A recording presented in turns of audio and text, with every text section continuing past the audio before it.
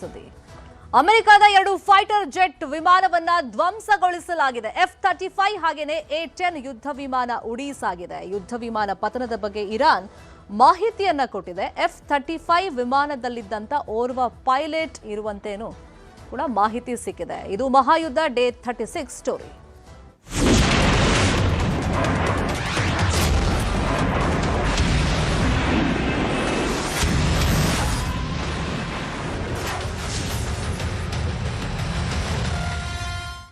ಮಧ್ಯಪ್ರಾಚ್ಯದಲ್ಲಿ ಯುದ್ಧ ತೀವ್ರ ಸ್ವರೂಪವನ್ನ ಪಡ್ಕೊಂಡಿದೆ. 36ನೇ ದಿವಸ ಇವತ್ತು ಕೂಡ ಯುದ್ಧ ಮುಂದುವರೆದಿದೆ.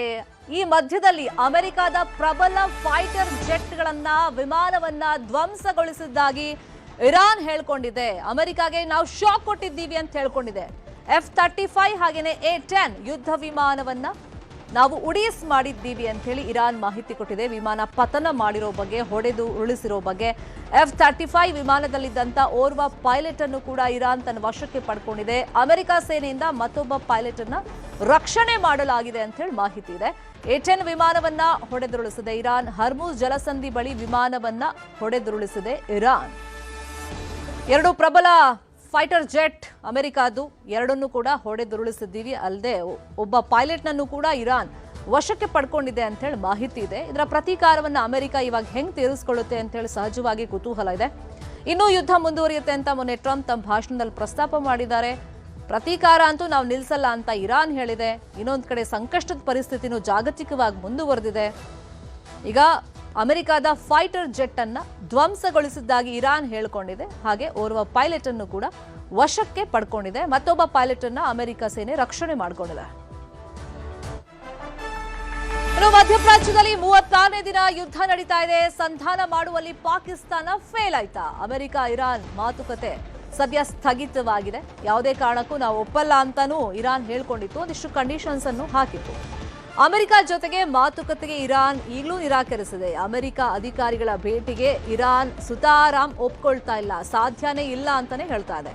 ಟರ್ಕಿ, ಈಜಿಪ್ಟ್ನಿಂದ ಸಂಧಾನಕ್ಕೆ ಪ್ರಯತ್ನಗಳಾಗಿದೆ. ಕತಾರ್ನ ದೋಹಾದಲ್ಲಿ ಮಾತುಕತೆಗೆ ಪ್ರಯತ್ನವನ್ನ ಮಾಡಲಾಗಿದೆ.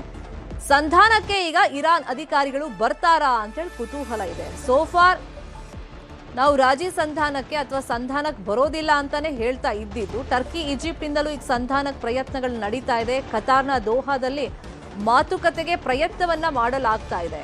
ಕೇವಲ 3 ದೇಶಗಳಿಗೆ ಮಾತ್ರ ಈಗ ಸೀಮಿತವಾಗಿಲ್ಲ. ಇರಾನ್, ಇಸ್ರೇಲ್, ಅಮೆರಿಕ ಜಾಗತಿಕವಾಗಿ ದೊಡ್ಡ ಮಟ್ಟದಲ್ಲಿ ಹೊಡೆತ ಆಗ್ತಾ ಇದೆ. ಗಲ್ಫ್ ರಾಷ್ಟ್ರಗಳಲ್ಲಿ ಎಫೆಕ್ಟ್ ಆಗಿದೆ, ಭಾರತಕ್ಕೆ ಎಫೆಕ್ಟ್ ಆಗಿದೆ. ಹಾಗಾಗಿ ಕೆಲವೊಂದು ದೇಶಗಳೀಗ ಮಾತುಕತೆ ಕೂರಿಸುವಂತ ಪ್ರಯತ್ನಗಳನ್ನ ಮಾಡ್ತಾ ಇದೆ. ಪಾಕಿಸ್ತಾನ ಪ್ರಮುಖ ಪಾತ್ರ ವಹಿಸುತ್ತೆ ಅಂತೇಳಿ ಹಿಂದೆ ಚರ್ಚೆಗಳಾಗಿತ್ತು. ಬಟ್ ಪಾಕಿಸ್ತಾನ ಫೇಲ್ಯೂರ್ ಆಯಿತು ಸಂಧಾನ ಮಾಡಿಸುವಲ್ಲಿ. ಈಗ ದೋಹಾದಲ್ಲಿ ಮಾತುಕತೆಗೆ ತಯಾರಿಗಳಾಗ್ತಾ ಇದೆ. ಇರಾನ್ನ ಅಧಿಕಾರಿಗಳು ಬರ್ತಾರಾ ನೋಡ್ಬೇಕು. ಒಂದ್ ಕಡೆ ಮಧ್ಯಪ್ರಾಚ್ಯದಲ್ಲಿ ಯುದ್ಧ ನಡೀತಾ ಇದ್ರೆ ಅದರ ನೇರ ಎಫೆಕ್ಟ್ ನಮ್ಮ ದೇಶಕ್ಕೆ ಆಗ್ತಾ ಇದೆ, ರಾಜ್ಯಕ್ಕೆ ಆಗ್ತಾ ಇದೆ. ಬೆಂಗಳೂರಲ್ಲಿ ಆಟೋ ಗ್ಯಾಸ್ ಸಿಗದೆ ಡ್ರೈವರ್ ಸಮಸ್ಯೆಯನ್ನು ಎದುರಿಸ್ತಾ ಇದ್ದಾರೆ. ರಾತ್ರಿಯೇ ಬಂಕ್ಗಳ ಮುಂದೆ ಆಟೋ ಡ್ರೈವರ್ಸ್ ಕ್ಯೂನಲ್ಲಿ ನಿಂತಿದ್ದಾರೆ. ರಾಜಾಜಿನಗರದ ಫಸ್ಟ್ ಬ್ಲಾಕ್ನಲ್ಲಿರುವಂತಹ ಇಂಡಿಯನ್ ಆಯಿಲ್ ಬಂಕ್ ಮುಂದೆ ಸುಮಾರು 2 ಕಿಲೋಮೀಟರ್ಗೂ ಅಧಿಕ ಕ್ಯೂನಲ್ಲಿ ನಿಂತ್ಕೊಂಡಿದ್ದಾರೆ.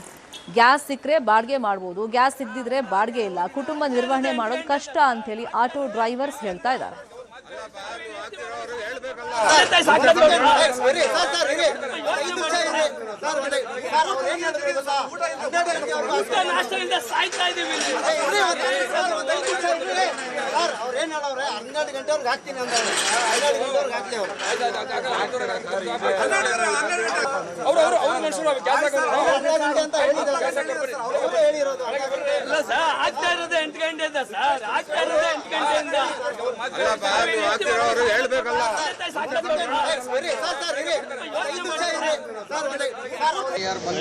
ಸಮಸ್ಯೆ ತಪ್ಪಿದ್ದೆ ಅಲ್ಲ. ಆಟೋ ಡ್ರೈವರ್ಗಳಿಗೆ ಒಂದಲ್ಲ ಒಂದು ಏಟ್ ಬೀಳ್ತಲ್ಲ ಐತೆ.